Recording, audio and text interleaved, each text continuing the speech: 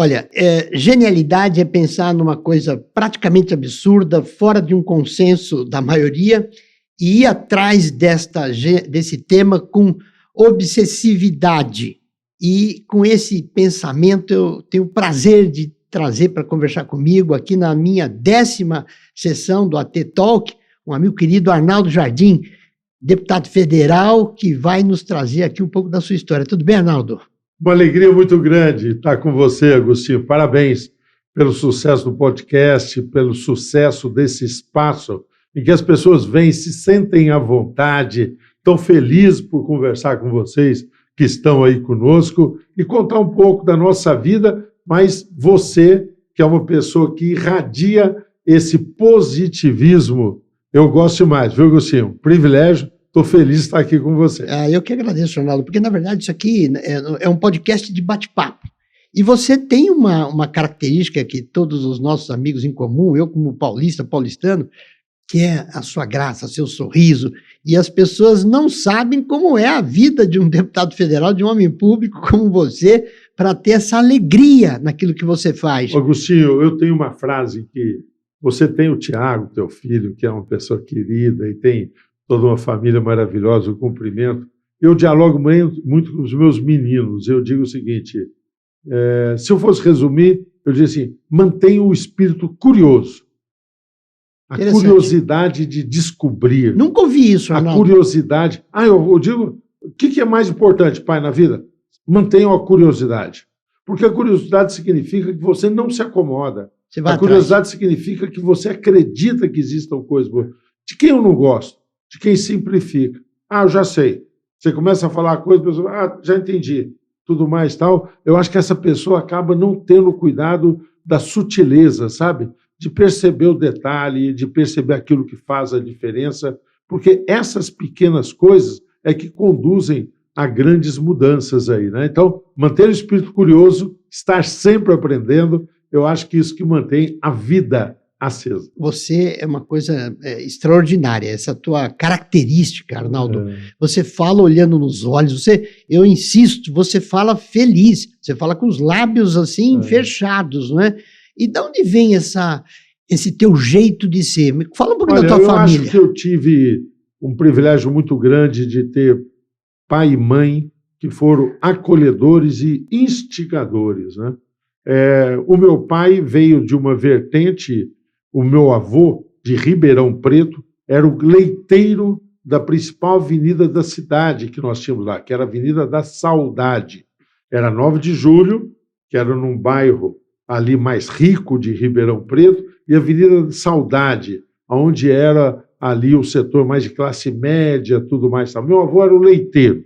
Meu pai vai nessa vereda do leite e tal, começa a fazer queijo. Olha. Pequenos laticínios que ele foi nas cidades ali buscando implantar. E a minha mãe, descendência árabe, tá certo? Muito presente numa cidade pequena, professora sempre foi a vida toda, Altinópolis, onde eu nasci, que é próximo de Ribeirão Preto, tá certo? E ali eles se conheceram e foram um casal muito bacana. Meu pai fez 90 anos, o ano passado, 2022, esse ano vai para 91 anos, com planos para o futuro, graças a Deus, muito lúcido, muito vivo. Minha mãe já se foi, mas isso foi um embalo muito grande da nossa família, não há dúvida. Olha, a gente fala, da senhora, sua mãe, eu sempre digo que, e você usa um termo que eu acho interessante, ela foi para um outro plano, né? Ela dá uma sensação, quando você fala, que ela não deixou de existir, né? Ela foi para um outro plano, isso... E presente. Isso marca o teu laudo taurino, quer dizer, o taurino tem essa bacana. Emoção. Quando eu entrei para ser alfabetizado, eu sempre estudei em escola pública, primário, que era na época, agora é fundamental, primário, depois o ginásio e depois o científico, que também agora se altera com o 3º grau e tudo mais tal. Sempre estudei em escola pública. Quando eu entrei para ser alfabetizado, aí eu já tinha me mudado para uma outra cidade da região, chamada Ituverava, onde eu passei ali meu começo de adolescência. Quem estava na sala de aula? Mestre, rigorosa, minha mãe. Olha. Fui alfabetizado por ela na sala de aula. Isso marcou. Ali naquela pequena cidade, nós sempre tínhamos um grupo de estudantes, éramos ali muito estudiosos, tínhamos prazer muito nisso, e nós ganhávamos na grande região de Ribeirão Preto, que eram 84 municípios, e colégios particulares, renomados, escola pública, e nós éramos sempre ali nas Olimpíadas de Matemática, nós éramos o grupinho que vencia, boa parte delas, que era um grupo de Ituverava. Isso foi uma coisa muito importante, que me impulsionou numa coisa que eu tenho paixão, que é a engenharia. Falei, quero ser sempre engenheiro, pensei em assim ser, e foi a carreira que eu acabei adotando. Não muda, porque a característica do político, né, é de um construtor, né? Temos amigos que têm essa convicção, fazer essas pontes, né? Infelizmente, Agostinho, aí falar, e vocês sabem do que eu estou falando aí, e você é um construtor, mas a maioria dos políticos não são construtores. É uma pena. Uma parte delas, eu não vou dizer maioria, porque acho que a maioria estou retificando o que eu falei. Falei bobagem, tá certo? Não maioria. Mas a tônica da política, particularmente nesse último período no Brasil, é do contraditório, é da radicalização, é da simplificação. Eu quero te ajudar nessa tua meia-culpa aqui, que você, como todos nós brasileiros, nós temos esse impulso de dizer a maioria das coisas em relação ao político, porque o tema ele tem sido complicado. Ou porque o silêncio ou a ação da construção, ela muitas vezes ela não tem a proeminência, porque as atitudes mais radicais, elas acabam sendo mais, talvez, divulgadas, Agostinho. É isso? Você que é o mestre de comunicação? Exatamente. Tá certo? O cotidiano, por exemplo, eu abri nas minhas redes sociais uma coluna, você é craque nessa visão de redes sociais, tudo. Estava falando outro dia com o Tiago, que é um craque nisso também. Tiago, obrigado pela ajuda aí nas redes sociais, tá certo? Eu abri uma coluna falando o seguinte, Boa Nova. Isso aí. Eu tenho uma coluna nas minhas redes sociais, Boa Nova. Então, Por quê? Porque a Boa Nova não tem destaque. Então, e você colocou, e aí eu quero trazer essa conversa para quem está nos assistindo, porque a coisa mais difícil é dar atenção às pessoas, né? A cortesia da atenção. E você transformou agora, você está no 9º mandato, não é isso? 9º mandato. 9º mandato. Você criou um grupo de WhatsApp, que eu nunca vi nada parecido, que ele é instantâneo, ele é amplo, ali tem vereador, prefeitos, amigos, e você dá atenção de resposta. Como é que você consegue enviar esse ofício para todos? Quer dizer, tem um prefeito de Altinópolis, um prefeito de Votuporão, você dá uma satisfação, mostra o documento, mostra a sua pauta. Como é que você dá conta disso, Arnaldo? Bem, primeiro, o privilégio de ter uma equipe, né? Quando você tem pessoas que o ajudam, eu tenho pessoas que estão comigo, a minha secretária está comigo há 33 anos, tá certo? Ela é jovem ainda, estou falando para você, é jovem, Roxana, tá certo? Mas ela tinha 20 anos, hoje ela está com 50 comigo, tá certo? Então foi toda uma vida. Isso vai dando afinidade, porque você passa a ter relação, e com esse grupo, eu não tenho uma relação de deputado com o prefeito. É o Arnaldo com o Luizinho Araújo de Ituverava, é o Arnaldo com o Renato Azeda de Guaraci, que são pessoas, vamos pegar o Renato Azeda, uma pequena cidade, ali no arredor de Barretos, Guaraci, tá certo? Ele era estudante de veterinária quando eu o conheci, tá certo? Comigo teve uma relação, porque eu sempre lidei com o setor agro e o setor da infraestrutura, são meus focos de atividade, e eu acompanhei ele, foi estudante, se formou, se tornou um grande especialista em equinos. Ali a região é muito bacana, porque tem do lado Colina, que é a terra dos cavalos. Todos esses cavalos que a gente vê na cidade de São Paulo, do Regimento 9 de Julho, que é a polícia montada, os cavalos vêm lá de Colina. Exatamente. Tá certo? São lá criados, eu estive lá várias vezes, nós tivemos um problema outro dia de uma certa doença, tivemos que tratar quando eu era secretário. Bem, voltando ao Renato Azeda. Aí ele vira prefeito, tá certo? Depois, mas eu conheci quando eu era estudante. Então são relações que são relações de afinidade de valores. Uma coisa isso que vale a... isso é a tua marca, né? Mas uma coisa que interessa aqui nesse bate-papo, Arnaldo, que nossos amigos que nos ouvem, nossas amigas que nos veem, como é que começa essa sua relação com a política? Você Seu primeiro mandato foi na década de 80, não é isso? Conto de uma forma muito rápida, mas acho que é assim. Movimento estudantil. Eu chego em São Paulo, eu comecei a contar, então eu estudei em escola pública, falei, vou fazer vestibular. Consegui entrar no ITA e consegui entrar na Poli. Optei por estudar na Poli, na Universidade de São Paulo, Escola Politécnica, sou engenheiro civil formado pela Poli. E fui lá. Começo a participar do interior, tá certo? Pouquíssimo conhecia da capital, aliás, perplexo, olhos arregalados. Eu me lembro a primeira vez na esquina da São João, Caipiranga, eu olhei ali, depois dei 2 passos ali, tinha o cinema do lado esquerdo agora, como é que chamava o cinema ali? Fui assistir aquele... Marabá. Marabá. Aí fui assistir aquele filme Shaft, que é aquele detetive negro, não foi inesquecível. Eu assisti, depois saí, fiquei na esquina olhando um bom tempo ali, perplexo com aquele movimento. Era um outro mundo. Eu comecei a participar do movimento estudantil na Poli. Me tornei um líder.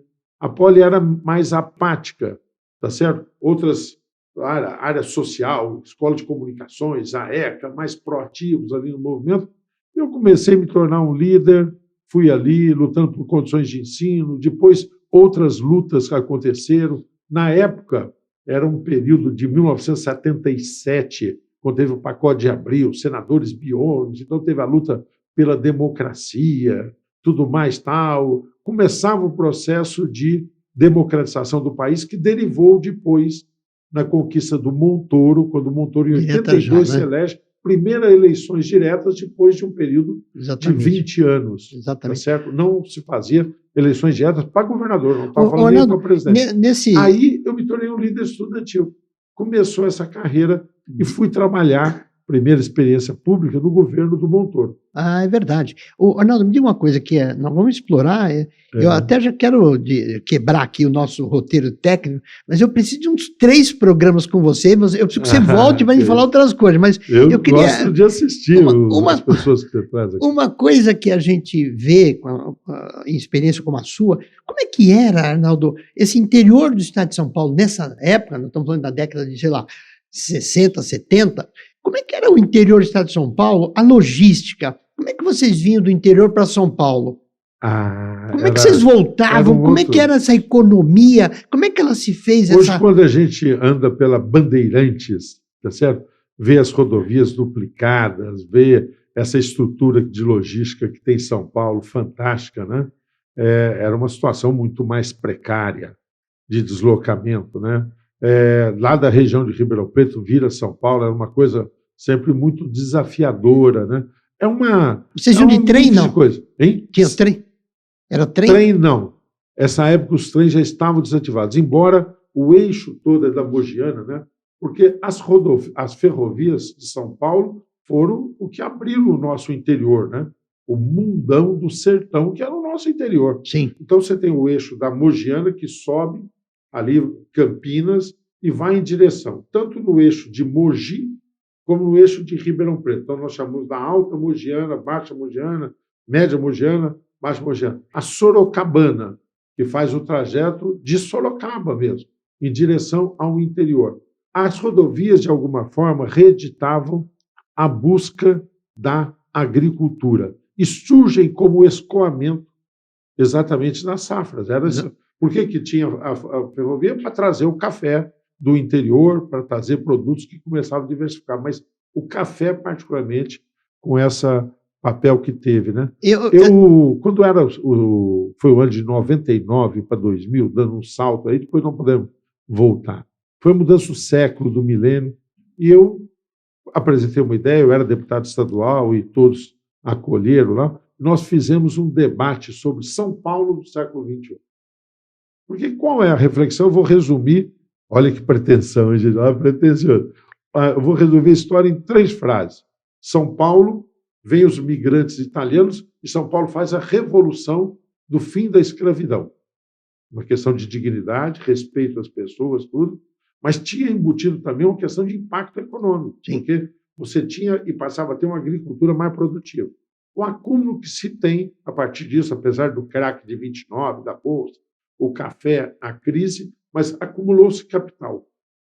Com o acúmulo da capital recurso, vêm as ferrovias. E vem a cultura. Exatamente. O Teatro Avenida de Espírito Santo do Pinhal, um teatro lindo, que agora nós conseguimos restaurar lá, sou mais votado da cidade, com orgulho, uma cidade maravilhosa, que é Pinhal, que você vai lá para conhecer o vinho agora. Você já foi na vinícola? Não, eu soube, que está um sucesso. Depois não vou falar sobre isso aqui, arranja um tempinho aqui, porque isso é show, hein, gente? Aliás, é outra coluna minha agora, que eu estou botando nas redes sociais. Além de Boa Nova, riquezas do interior. Não, vamos falar. Contar depois sobre isso. Mas, só para terminar o raciocínio, Ribeirão Preto, Teatro Dom Pedro II. Campinas, Teatro Carlos Gomes. Então, o eixo e a dinâmica do café leva depois a indústria, que é aí o próximo salto de São Paulo, leva a cultura. E agora, São Paulo, qual é o salto para o futuro? Foi o salto da agricultura com os migrantes. Foi o salto da industrialização. Agora é o conhecimento. É a era do conhecimento. Fernando, nesse tema, você é um dos mais fluentes e influentes parlamentares, não, isso aqui não é um elogio, uma constatação cívica, de reconhecimento público. Mas o que nós percebemos, e você que detém a história, você é um Pelé do estudo, do conhecimento na defesa do meio ambiente e agricultura. Não exagero. Não, é verdade. Arnaldo, quando as pessoas dizem assim que o Brasil é o maior produtor e exportador de alimento, não há uma dicotomia ou uma coisa a ser ajustada no quesito, por exemplo, o Brasil é o maior exportador de água, porque para fazer 1 hectare de soja, produzir 1 hectare de amendoim, é muita água que vai, no fim não estamos exportando água, e o mundo, por não ter esse produto natural, água, ele acaba se beneficiando, e nós aqui talvez nos prejudicando em alguma coisa que seja exportar as commodities e não estamos produzindo aqui o que eles levam os nossos produtos e fazem a ação reversa do produto agrícola? Você foi muito profundo agora, né, Agostinho? Porque numa frase que você me provoca aí, no bom sentido, você falou de 3 conceitos básicos aí, né, que cada um deles já merecia uma longa conversa. Primeiro você falou sobre a questão da sustentabilidade. Isso. Água, preservação, cuidados. E vamos um pouco trocar ideia sobre isso. Segundo, pauta de exportação. O Brasil deve exportar. Tem gente que diz o seguinte, não, vamos exportar menos para ter mais consumo interno. Como é que isso se combina? E uma terceira questão é o papel do Brasil no ponto de vista internacional, se vai ser um fornecedor de commodities ou se vai ter valor agregado. 3 assuntos. Por onde nós começamos? Não, vamos começar... Eu vou provocar primeiro da questão ambiental. Não, mas aqui vamos, mas a questão a provocação é essa mesmo, porque quem nos procura, Arnaldo, quem nos ouve, quem nos assiste, está querendo ver negócio, oportunidade, Brasil de copo cheio. Onde estão essas oportunidades? Eu estou com você no meio termo, tem que equilibrar. Como diz nosso amigo Robert Wong, tem que buscar o equilíbrio dessa relação. Vamos trabalhar os 3 temas. Vamos começar, então, pelo meio ambiente. Não tenho dúvida disso. Eu começaria, se você me permitir, você está dizendo e vamos. Vamos. Mas se você falasse, escolhe, Arnaldo, eu escolheria também isso. Você acertou.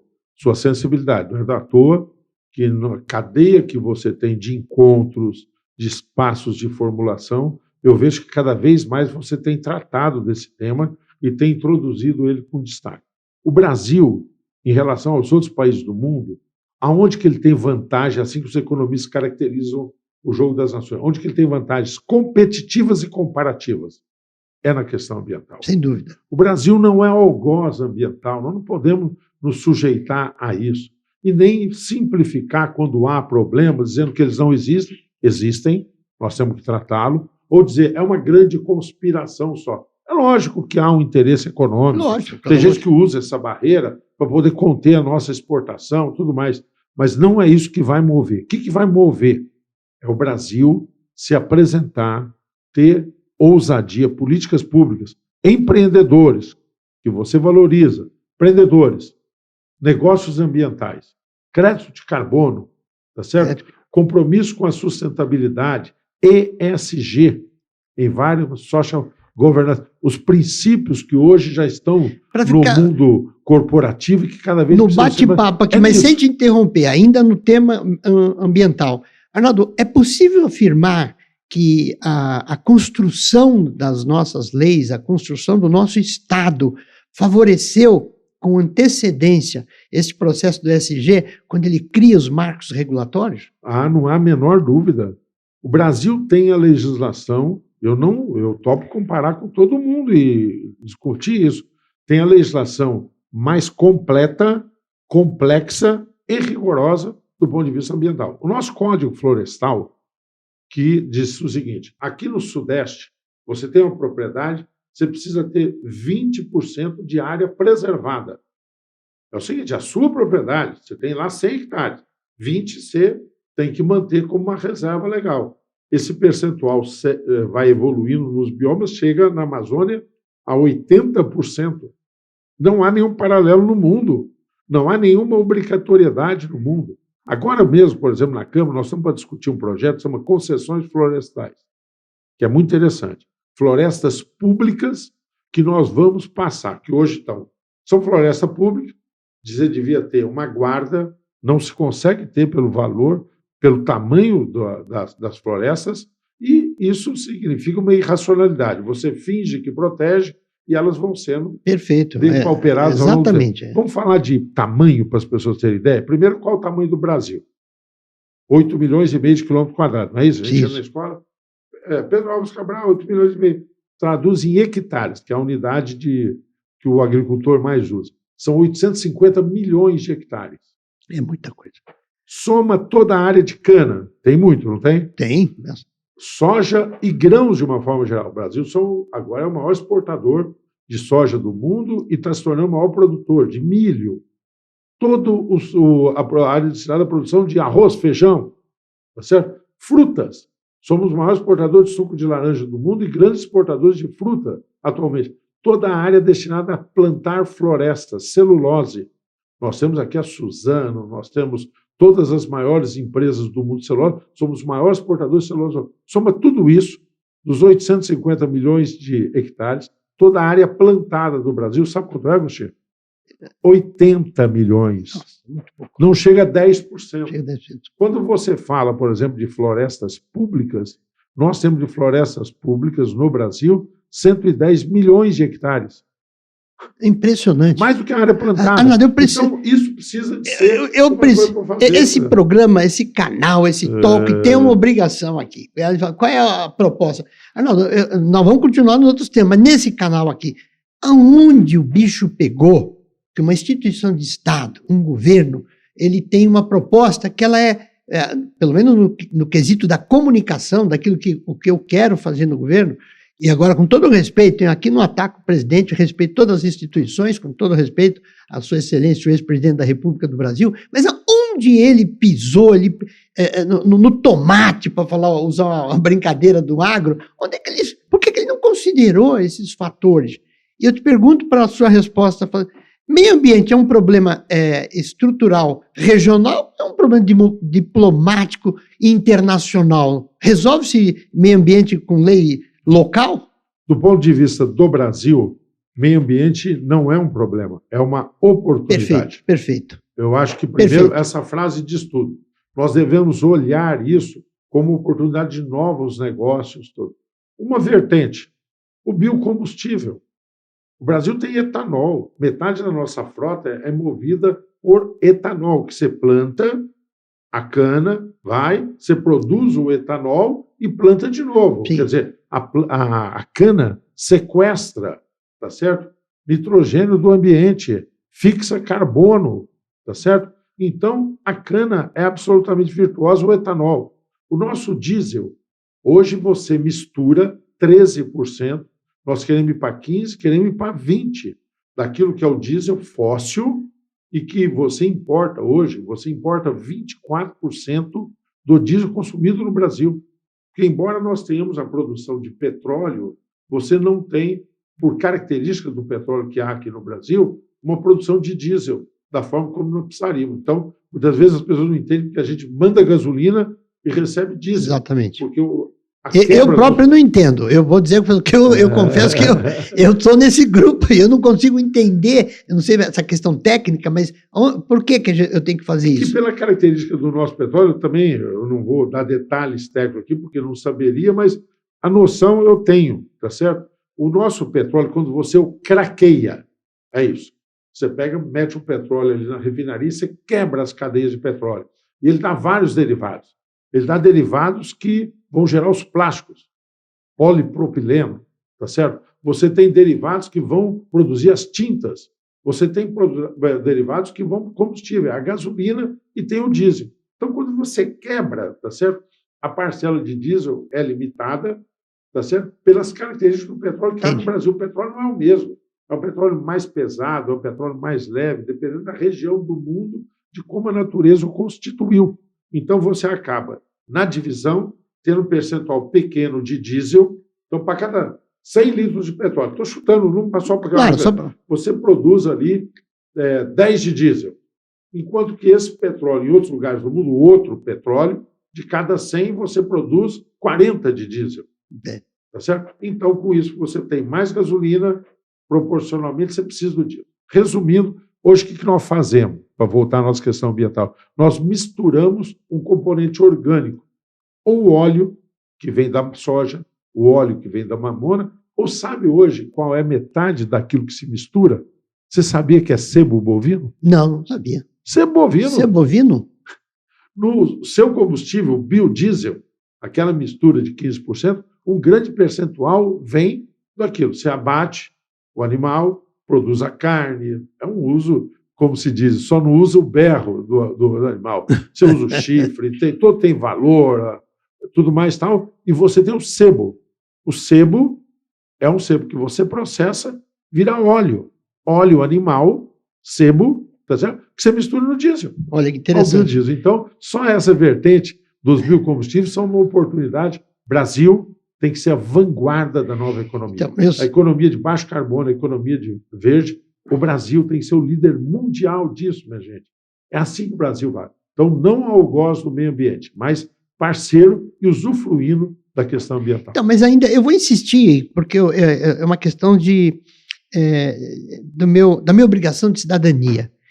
Por que e aonde uma gestão de governo, de Estado, ela com essa visão do que o Congresso tem, eu vejo alguns colegas seus parlamentares e nas suas atuações nas frentes parlamentares que você participa, presidiu e atua em várias, mas por que a comunicação, a mentalidade do governo recente do nosso país, ele tinha um foco ou uma informação diferente desta que você está nos dando?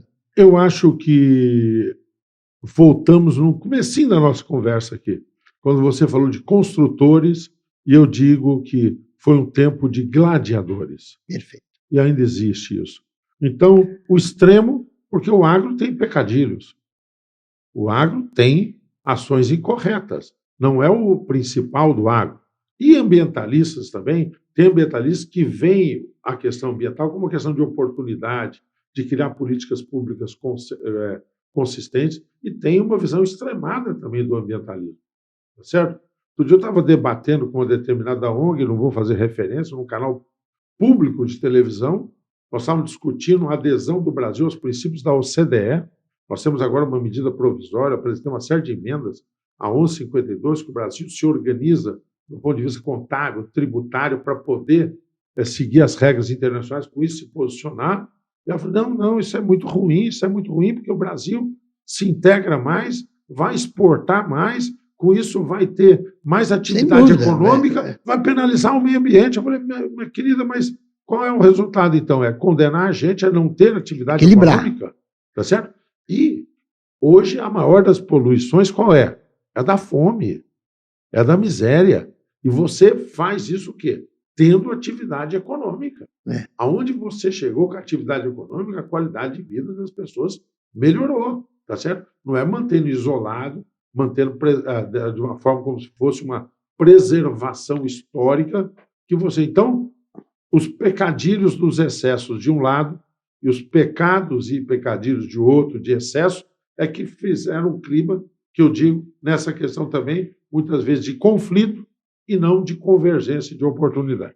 Você defende com muita propriedade nesse trabalho todo que faz, né, no Congresso, como parlamentar, a recuperação do desenvolvimento, né? Um amigo nosso em comum, você sabe, hoje na política, em Brasília, ele fala que o desenvolvimento é o novo nome da paz, e você traz aqui essa figura.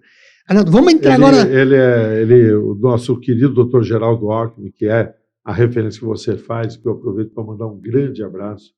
Mestre, quando eu falei no governo Montoro que nós começamos a trabalhar, eu era um jovem recém-saído da faculdade e conheci um outro jovem, doutor Geraldo Alckmin, deputado estadual do Vale do Paraíba, incansável, apaixonado pelas coisas que nós fazíamos ali com o doutor Chopin Tavares de Lima, nova forma de pensar o municipalismo, né?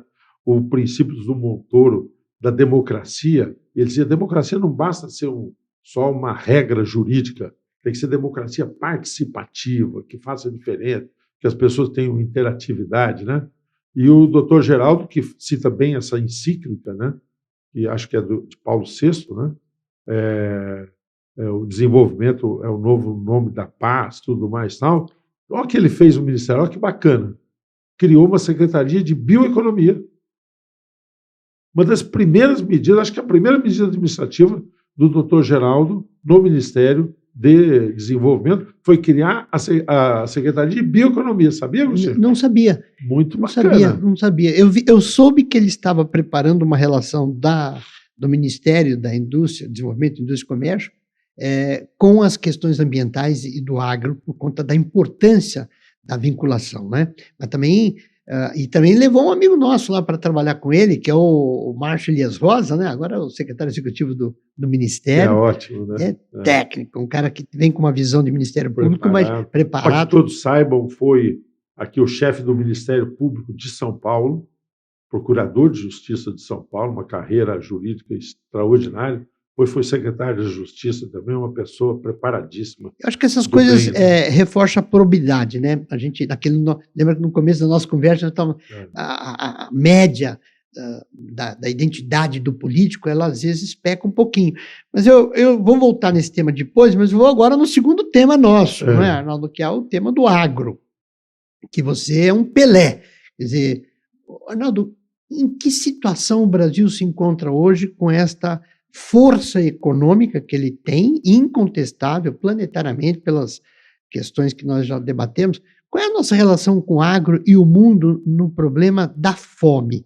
Nós estamos vendo, e a televisão mostra, o agro é tudo, o agro é isso, o agro é aquilo, mas a gente vê a fome latente em várias localidades. Como é que está essa questão do agro no mundo, primeiro? Primeiro, o Brasil tem, os dados são da ONU, né? O Brasil, desculpe, o mundo vai crescer. O crescimento do mundo vai implicar no aumento, é o estudo que se tem para os próximos 15 anos, eram 20 anos, e agora para os próximos 15 anos, é de um aumento da demanda de proteína de alimento da ordem de 40%. O mundo precisa produzir mais. Produzir mais 40%. Para fazer frente a duas coisas. Primeiro, o crescimento da população. Mas, segundo, resgatar pessoas de uma condição de miséria. Hoje, e vai ser uma coisa cada vez mais frequente, daqui a pouco o Agostinho vai fazer um encontro lá, hein, gente? Inovador como é. A China continua sendo um país, um polo muito importante, nosso grande parceiro comercial, é estratégico para o Brasil, mas a Índia é um continente, estou usando a expressão intencionalmente, é um país-continente, tá certo? A Índia passa agora, nos próximos anos, a China em população, numa faixa de miséria mais acentuada do que a da China, portanto, vai demandar alimentos. Então, nós estamos falando de o mundo. Nós estamos falando aqui de um tema que, para a nossa conversa, é segurança alimentar, como uma questão de segurança. Quem poderá prover isso? Europa, capacidade limitada de expandir sua produção. Tá certo? Porque já tem um nível tecnológico, pode melhorar um pouco de produtividade, mas basicamente ali pouco. Estados Unidos, pouco.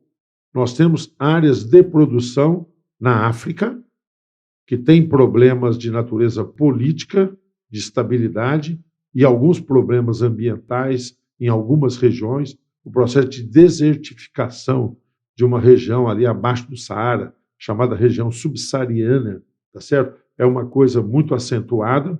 Nós podemos ter ali na África um suprimento e um pouco no Sudeste Asiático e no Brasil. Então, É o Brasil que é o grande provedor. Aí você vai dizer o seguinte, alguém fala, se Arnaldo está falando muito disso, então ele vai dizer, precisa produzir mais pau na floresta amazônica, acaba com o Pantanal. não, claro que não. Olha o dado que eu dei. 80 milhões de hectares é a área plantada do Brasil. Sim. Nós podemos ampliar. Tem um outro dado que um especialista falava, o Arnaldo não falou isso, então menciona agora. Nós temos de área de pastagem no Brasil outros 110 milhões de hectares. Então, somada as duas, você tem quase 200 milhões de hectares. Agricultura, plantio e área de pastagem. Essas áreas de pastagem podem ser recuperadas. O nosso rebanho, embora seja o rebanho grande do Brasil, ele está na casa de 170, 180 milhões de cabeças. Quando você divide isso por 110 milhões, é uma baixa ocupação por hectare. Tá certo? Então, você pode ampliar mais sem dúvida, o rebanho numa área menor e você pode destinar parte dessas pastagens para o agro. O crescimento vai ser da produção de plantio em áreas hoje degradadas ou sujeitas à passagem extensiva. No meu convite, eu faço novamente de público, eu vou precisar fazer um programa especial com você sobre o agro, pela sua biblioteca ambulante, esse conhecimento que você tem. Mas aí você tocou num ponto importante, Arnaldo, que quando a gente fala de segurança alimentar a nível planetário, por essa expansão, a ocidentalização do projeto Planeta, vamos chamar assim, né? 7 bilhões que existem, eles ingressam na sociedade econômica de consumo, tecnologia como fator democratizante e aí alimento. Nós estamos falando de Rússia e Ucrânia. A Ucrânia é porta e porto de entrada dentro da Europa, produção agrícola fortíssima e a observação da Europa e China, peraí, nós temos que ter produto mais barato, né? Como você mesmo citou, a soja hoje na Tanzânia já é uma realidade. E como é que você vê isso, Arnaldo, sem nenhuma observação? Obviamente é um tema muito difícil, a guerra entre a Rússia e a Ucrânia. A ligação, essa guerra tem uma ligação com segurança alimentar? Tem uma segurança direta, além de outras consequências, mas uma direta para nós, que hoje uma boa parte dos fertilizantes que nós usamos vinham da Ucrânia e um pouco da Rússia. Então, imagine o estresse que foi, Agostinho, quando a guerra eclode, agora a guerra que já ultrapassa um ano de duração, ninguém imaginava que fosse tão dolorosa e tão demorada e tão custosa. Mas no Brasil teve uma consequência que foi bloquear o fornecimento de fertilizantes. A então ministra Tereza Cristina agiu com muita celeridade, com o nosso apoio. Nós ampliamos o fornecimento do Canadá, tá certo? Foi muito importante isso, veio de lá uma parte de suprimento, do Marrocos também, nós tivemos uma ampliação, então nós criamos algumas fontes alternativas, mas tudo isso nos mobilizou para que a gente pudesse ter aí ciência de que nós não podemos ficar na dependência de importação de fertilizantes como o Brasil tem.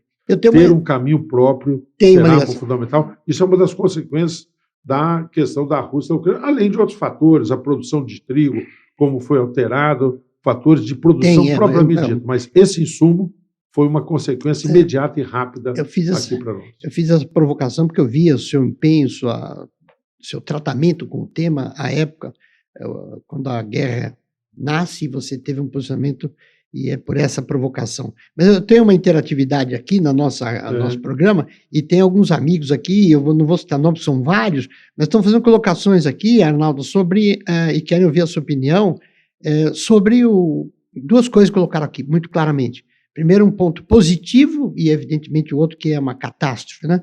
O ponto positivo é a intervenção do governador Tarcísio de Freitas no episódio da catástrofe no litoral paulista. Este é o ponto positivo que eles colocam aqui na sua maioria. Eu quero te ouvir a respeito dessa atuação desse líder da governança pública aqui do Estado de São Paulo.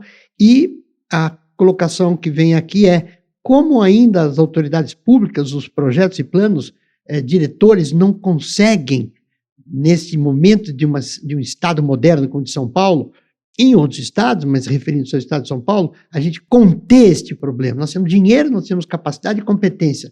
E o meio ambiente manda o recado, vocês não fizeram a lição de casa, por isso tome enxurrada de lama com chuvas, porque eu não posso suportar essa invasão aqui. Como é que você pode nos falar um pouquinho a respeito, Arnaldo? Primeiro, me somar a tantos que estão se manifestando e saudar a pronta intervenção do governador Tarcísio. Não só agiu rápido, mas foi para o local, lá ficou, durante esse período todo, mobilizou forças, revelou um traço seu que eu admiro. O Tarcísio eu conheço há muito tempo, o conheci porque muitos não sabem disso. O Tarcísio é funcionário concursado da Câmara dos Deputados. Olha. É um consultor legislativo. A nossa qualidade da consultoria da Câmara é muito referência, porque é um dos concursos mais disputados do Brasil. Assim que se formou no IME, depois o Tarcísio fez um concurso lá, foi funcionário da Câmara. Com ele eu convivi antes dele ter cargos públicos no DENIT, antes dele depois ser ministro. Eu convivi com ele, discutimos projetos de lei lá, e eu sempre fui voltado para a área da infraestrutura e da área do agro, então dou esse testemunho da seu preparo pessoal. E agora, do seu gesto como governador, de indo lá...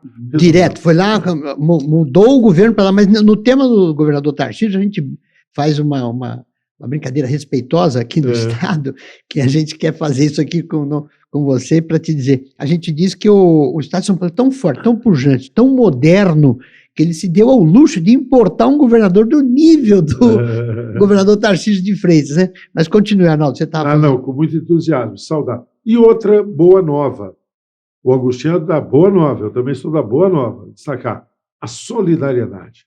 Incrível. De empresas, entidades, todos os lugares. Ali você vai, olha, arrecadação, tal movimento. É impressionante, hein? Impressionante. Eu fui portador, me ligou. No dia seguinte, o Evandro Gusti, diretor da Única, grande Evandro, congrega todas as usinas de produção de açúcar e álcool. Abraço, Arnaldo, Evandro, querido, amigo.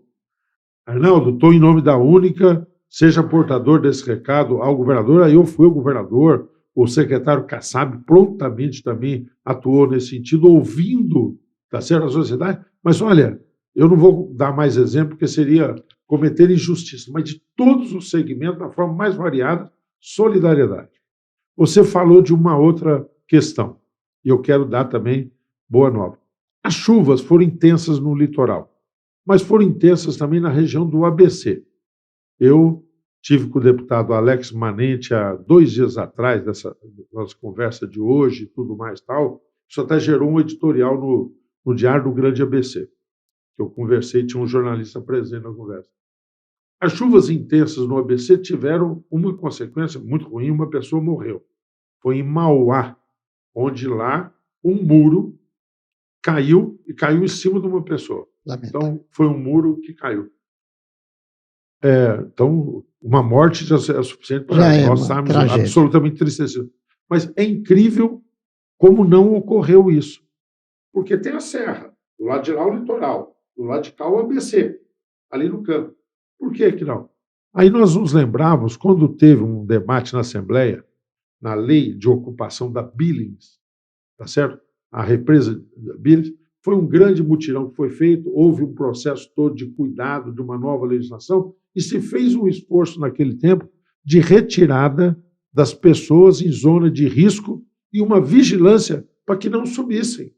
Não subissem, verdade, porque essas regiões de risco são práticas, não só nas encostas, tem também a beira de córregos, a beira de lagos, mas ali nas encostas. Então, isso que foi uma ação preventiva, positiva, olha o resultado que teve. Poderíamos ter casos semelhantes ali no ABC e eles não ocorreram. Por quê? Porque houve uma disciplina de não ocupação com relação às encostas ali. Muito bem. Arnaldo, a nossa conversa está chegando ao fim. Já? Infelizmente, porque... Tiago, você cortou para 15 minutos o programa, o que foi aí? Sua responsabilidade, hein? Ela está quase chegando ao fim, mas antes de terminar, eu queria abordar também com você um tema que é de super importância no conjunto da obra desse bate-papo do Tolkien aqui, que é geração de emprego, renda, motivo para que as pessoas, e os jovens particularmente, eles possam enxergar oportunidades nesse país continental que é o nosso, em setor que você domina. Eu queria abordar alguns temas rapidamente para a gente poder preencher um pouquinho. O primeiro deles, o cooperativismo. É uma bandeira que você longevamente vem defendendo e hoje você preside a Frencop.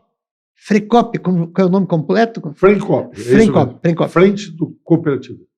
Frente do Cooperativismo. Fala um pouquinho desse trabalho, Arnaldo, para nós, porque este é um instrumento de gestão pública que favorece muito a economia, principalmente o empreendedorismo. Os dados do cooperativismo são comoventes no Brasil, mas são ainda possíveis de ser alargados, né?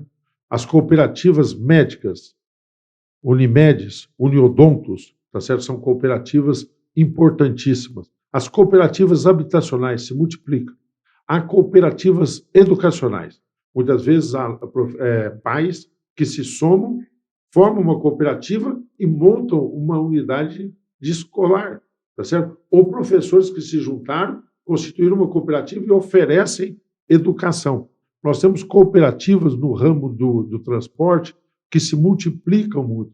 E nós temos as cooperativas do agro. Sim. Hoje, as grandes cooperativas do Brasil chegam a bilhões de faturamento, são casos de referência, são responsáveis pela expansão do agro. Nós temos as cooperativas de crédito, né? Exatamente. A Lei 130, de 13 anos atrás, que fez a nova regra de cooperativismo de crédito, e agora a nova.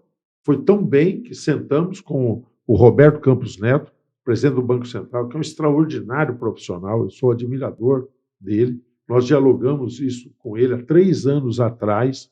Ele nos ajudou muito nesse debate e, tá certo? Nós fizemos uma nova lei. Eu fui o autor dela. Agora a 130 foi substituída pela 196. Nós vamos explodir no sentido de ampliar o seu papel. Hoje, 9% do crédito oferecido no Brasil é pelo sistema de cooperativas. E nós vamos para 20% num prazo muito curto, fazendo com que você possa ter concorrência no crédito, quebrando a concentração que você tinha entre 3, 4 instituições, porque surgem as fintechs. Exatamente.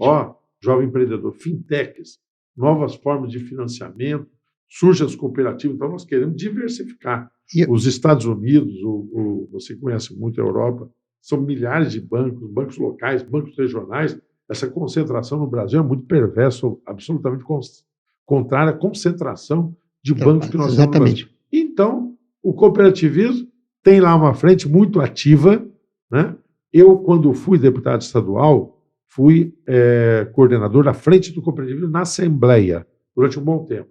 Autor de uma lei de apoio ao cooperativismo. O governador Geraldo Alckmin sancionou a lei. São Paulo tem uma lei de apoio ao cooperativismo. E agora, lá em Brasília, nós vamos tentar fazer esse trabalho. Muito obrigado à OCB, Organização das Cooperativas do Brasil, ao CESP de São Paulo, que me confiaram essa tarefa, tentar ser um bom presidente desta boa causa, acho que é do cooperativismo. Esse tema é o nosso terceiro programa, cooperativismo. Temos que trabalhar muito. Mas agora tem um outro item que eu rapidamente vou te pedir. Esse item que eu vou citar agora também geraria um programa, mas um número ficou marcado na minha cabeça, que é o projeto de lei 5191, que é o FIAGRO. Que coisa extraordinária. Você tá craque nessas coisas, hein, Agostinho? Não, mas a gente vai lendo o seu trabalho, falando 5191, eu jogo um jogo do bicho ali, 5191, FIAGRO. Arnaldo, que coisa extraordinária, o FIAGRO. Hoje um instrumento de financiamento que você fez uma revolução. Isso existe em outros países ou é uma coisa essencialmente brasileira? Tem que traduzir um pouquinho para vocês, bem rapidinho, como gosta o Agostinho aí. Primeiro é aprender com a realidade. O Brasil já tinha uma outra experiência muito bem sucedida, os fundos imobiliários. Perfeito. Tem 1,5 milhão de brasileiros, CPFs, tá certo? Que investem em fundo imobiliário, adquiriram cotas. Os fundos imobiliários são donos de boa parte dos prédios da Faria Lima, para citar um exemplo icônico daquilo que você tem como o mundo financeiro, tá certo? Qual é o ticket médio? Você vai se surpreender, porque você fala, pô, o cara é investidor em fundo imobiliário, deve ser só gente muito rica. Estou repetindo, 1,5 milhão de brasileiros têm cotas de fundo imobiliário. Ticket médio, R$50 mil. Okay. Então tem um sujeito que tem 1 milhão aplicado em fundo imobiliário, o outro tem 1,5 milhão, e tem um sujeito que tem 10 mil O sujeito que saiu da poupança, botou o dinheiro no fundo imobiliário, tem um sujeito de 2 mil. Os fiagros, que eu tive o privilégio de ser autor ali, olha que orgulho. Só isso vale 51,91. 51, virou uma lei número 51,91. Os fiagros, hoje, sabe quantos brasileiros já compraram cotas do fiagro? Você precisa comprar, Agostinho. Vou comprar. Tá Vou certo? pedir para o Thiago comprar. Quem mexe com dinheiro é o Thiago. Eu trabalho, ele me põe para trabalhar cada vez mais, mas na área de investimento é ele que cuida. Thiago, estuda o fiagro aí, hein? Bom retorno. Não. Sabe quantos hoje já tem? 145 mil brasileiros já têm cotas do fiagro. E o ticket médio como está? O ticket médio é menor que o fundo imobiliário. O ticket médio, eu estou chutando um pouco, hein? Eu vou ficar devendo uma coisa se ele me precisar. As outras eu estou falando porque está mudando muito rapidamente, mas assim, é em torno de 20 mil reais o ticket médio. Sim, porque é um setor que tem uma característica. Médio, né? Arnaldo, o fiagro é, portanto, uma nova forma de investimento no setor agro. Conversa para uma próxima vez com mais detalhes. Eu vou aqui fazer é impossível, mas vamos ver se a gente consegue. Pinga-pinga rápido aqui, porque ainda tenho 5 minutos, segundo a diretoria aqui a nossa direção do programa está dizendo. Mas assim, eu vou falar o tema, você nota uma palavra, alguma coisa, porque aí Isso antigamente tinha um programa chamado Pinga Fogo. Não é mesmo? Você lembra do Pinga Fogo? Não, isso eu não peguei. TV Tupi. De quem Pinga era? Fogo. Como é que chamava o apresentador? Fico devendo essa resposta. Pinga Fogo, vamos pegar. Pinga Fogo. A produção vai pesquisar lá e fala aí. Eu vou lá no Pinga Fogo. Se eu der conta. Você vai dar conta, você é craque, mas assim, só para eu. São itens que eu acho que é interessante. ESG. Princípio que, praticado no mundo, cuidado ambiental, cuidado social, regras de governança e comparação. Nós temos no Brasil cada vez mais empresas que praticam, e eu apresentei um projeto de lei. Ótimo. O projeto de lei disciplina políticas públicas para que esses princípios também oriente a ação do governo. Brasil competitivo. Brasil competitivo, movimento fundado por pessoas, destaque do Dr. Jorge Gerdau, meu particular amigo, por meu privilégio, já muito animado pelo Vicente Falcone, um estudioso da reforma do Estado, gerou políticas públicas em vários estados, vários municípios. Esse movimento, que é muito forte, fez seu congresso em novembro, estavam lá o Eduardo Leite, estava lá o Renato Casagrande do Espírito Santo, estava o Zema de Minas presentes ali, acabou constituindo uma frente parlamentar que eu tenho a honra de agora presidir, a frente parlamentar pelo Brasil competitivo, contra a burocracia, pela simplificação tributária, tirando entraves, diminuindo o custo do Brasil. Agora pinga fogo de verdade, é pá, porque eu tenho um finalzinho aí, uma surpresa pra gente. Então vamos lá, reforma tributária. Simplificar, fazer por etapas, dar passos ao invés de ficar sonhando com um salto. Etanol. Etanol, combustível do futuro. Brasil não é carro elétrico. Brasil vai ser o etanol e o combustível com a célula de hidrogênio. Gás. Gás, muito importante na transição energética, ampliar o fornecimento do gás, multiplicar a rede de atendimento pelo Brasil todo. Hidrogênio. Hidrogênio. Olha, aí vale um programa. Hidrogênio. O hidrogênio é o combustível, esse realmente é o combustível que vai fazer a revolução energética do mundo. Dá para tirar da água, H2O, mas dá para tirar do etanol. É mais fornecedor, é mais fácil quebrar a molécula. O Brasil vai ser o líder da produção de hidrogênio no mundo. Mineração. Mineração. O Brasil é extraordinário, precisa ampliar, e eu vou defender uma tese polêmica aqui. Também vale um programa. Abrir diálogo com a comunidade indígena, comunidades tradicionais, para que você tenha uma forma de exploração que lhes permita sair da tela do Estado, da dependência e ter fontes alternativas. A mineração em terras indígenas é importante para o Brasil e para as comunidades indígenas. Acordo Meio Ambiente e Agronegócio, Mercosul e União Europeia.